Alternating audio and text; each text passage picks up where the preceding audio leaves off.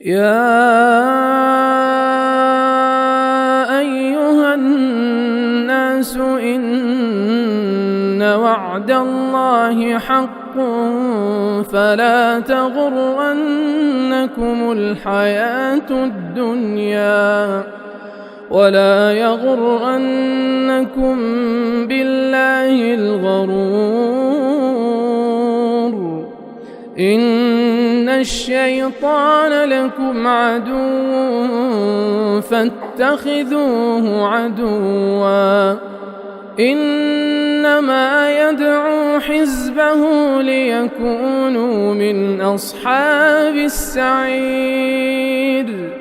الذين كفروا لهم عذاب